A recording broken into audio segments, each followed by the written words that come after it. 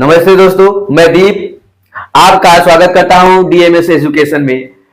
आज हम क्लास 10 के पहला चैप्टर वास्तविक संख्याओं के बारे में पढ़े हैं और हमने पहला लेक्चर के बारे में वास्तविक संख्याओं का पहला चैप्टर 1.1 के एग्जाम्पल बता चुके हैं। आइए हम प्रश्नावली के सभी प्रश्न को हल करते हैं और आसान तरीके से आपको समझने में भी आसान होगा।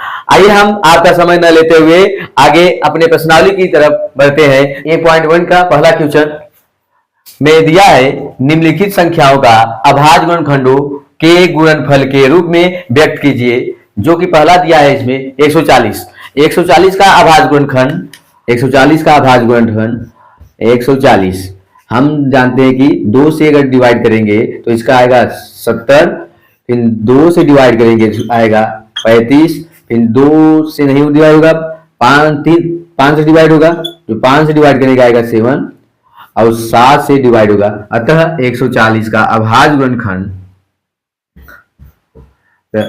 140 का अभाज्य गुणनखंड 2 गुणित 2 गुणित 5 गुणित 7 2 गुणित 2 गुणित 5 गुणित 7 होगा।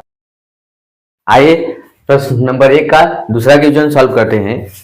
156 का अभाज्य गुणनखंड 156 का अभाज्य गुणनखंड 2 से 14, 2 8 16, 2 से 2 3 6, 2 9 18, फिर 3 से डिवाइड करेंगे 3 1 का 3, 3 का 3, 3 3 का 9, फिर 13 से डिवाइड करेंगे 13 1 का 13, जो कि 156 का अभाज्य गुणनखंड 2 गुणित 2 गुणित 3 गुणित 13 होगा। 2 गुणित 2 गुणित 3 13 होगा। प्रश्न नंबर 1 का तीसरा क्वेश्चन अभाज्य गुणनखंड करते हैं। 138 का 3825 का अभाज्य गुणनखंड 3825। तो देखिए लास्ट में तो इकाई अंक सम तो है नहीं, इसलिए ये संख्या 2 से डिवाइड नहीं होगा। 3 से डिवाइड करने के लिए हम सभी संख्याओं को जोड़ लेते हैं, तो देखते हैं 3 से डिवाइड होता है कि नहीं होता है। 7 7 और 8 15, 15 3 18, यानी 3 से डिवाइड होगा। 3 का 3, 3 दूनी 6, बचा 2 तो 3 7 21, 3 5 15, फिर 3 से डिवाइड करिए 3 चौके 12, 3 दूनी 6, 3 5 15। अब देखिए 3 से डिवाइड नहीं होगा, इसलिए अब 5 से डिवाइड करिए। 5 8 40, 50 25, फिर 5 से डिवाइड करेंगे 5 का 5, 5 7 35, फिर 70 1 का 17, यानी 3825 का अभाज्य गुणनखंड 3 गुणित 3 गुणित 5 गुणित 5 गुणित 17 होगा। पहले क्वेश्चन का चौथा नंबर प्राइम फैक्टराइजेशन करते हैं, अभाज्य गुणनखंड करते हैं। 5005 5 से डिवाइड करने पर 5 1 का 5, 5 0 में 0, 5 0 में 0, 5 1 का 5। यह 5 से नहीं डिवाइड होगा तो 7 से डिवाइड होगा। 7 1 का 7, बचा 3, 7 चौक 28, बचा 2, 7 3 21। 11 से डिवाइड करके देखते हैं। 11 का 11, 11 या 33, 13 से डिवाइड होगा। 13 का 13, यानी 5005 का अभाज्य गुणनखंड 5 गुणित 7 गुणित 11 गुणित 13 होगा। इस 3 से डिवाइड नहीं होगा, 3 से विभाजन होगा, इसलिए यह संख्या 3 से नहीं होगा। 5 से विभाजन होगी, इकाई 0.5 नहीं है। यह संख्या किससे कटेगा आप लोग देखते रहिए। लगभग लगता है ये संख्या 17 से कटेगा। पहले 17 से कटेगा तो 17 चौका 68, बचा 6, 17 51, बचा 11, 119 हो जाएगा और 17 7 119। अब यह संख्या 17 नहीं 19 से कटेगा। 19 दूना 38, बचा 5, 19 3 57 23 और यह संख्या 23 से कटेगा तब 23 का 23, अतः 7429 का अभाज्य गुणनखंड 17/19/23 होगा। क्वेश्चन नंबर 2 दिया है, पूर्णांकों के निम्नलिखित युग्मों के एचसीएफ और एलसीएम ज्ञात कीजिए तथा इसकी जांच कीजिए कि दो संख्याओं का गुणनफल एचसीएफ और एलसीएम होता है। तो ठीक है, पहला हम एचसीएफ और एलसीएम ज्ञात करते हैं। पहला का हल, पहला यानी 26 और 91 का, इसका अभाज्य गुणनखंड करेंगे तो आएगा कितना, 2×13 और इसका गुणन कर 2×13। एचसीएफ जो होता है एचसीएफ, इसका 26 और 91 का आएगा कितना, इन दोनों में उभयनिष्ठ गुणनखंड 13 है, इसलिए इसका एचसीएफ जो आएगा 13 आएगा। और एलसीएम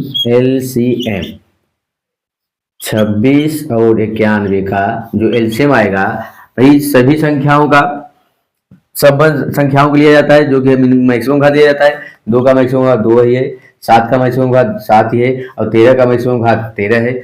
इन सभी का मल्टीपल करेंगे तो आएगा 182।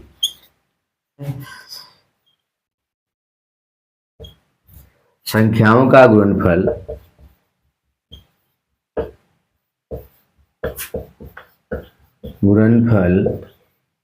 बराबर एचसीएफ इंटू एलसीएम। ठीक है, संख्या क्या क्या है, 26/91 और एचसीएफ कितना निकाले हैं, 13×182। इन सब का मल्टीपल करेंगे तो कितना, इसी प्रकार इसका जब गुणा करेंगे तो 23×66 आएगा। ठीक है बच्चों, इस सब का जांच कर लिए। एलसीएम और एचसीएफ आया है 13 और एलसीएम आया है 182। संख्याओं का गुणनफल और बराबर होता है एचसीएफ इंटू एलसीएम। इन दोनों का मल्टीपल करे पे 13×66 और 13×66 आएगा। इसी प्रकार आप जिस प्रकार पहले हल करे हैं, आप होमवर्क के लिए इसे एचडब्ल्यू के लिए ले लीजिए, इसी प्रकार ये होगा और इसी प्रकार तीसरा का भी होगा एचडब्ल्यू के लिए। आप लोग आशा करते हैं कि आप लोग स्वयं कर लेंगे, इसलिए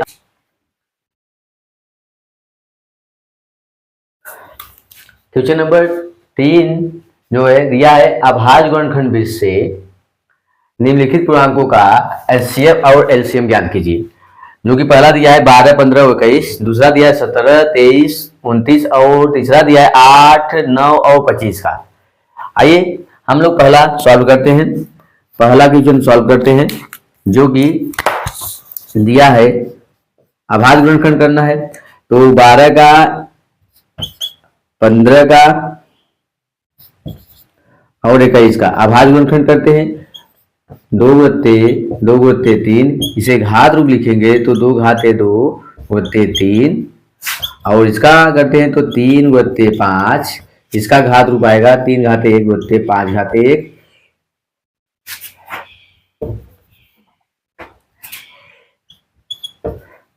और 21 का हुआ करते हैं तो 3×7, 3×1/7/1।